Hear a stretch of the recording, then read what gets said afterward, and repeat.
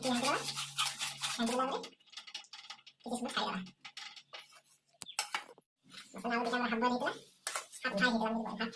আমরা half boil দিলাম half fry দিলাম হাফ ফ্রাই দিলাম তারপর আলু দিয়ে মশলা দিয়ে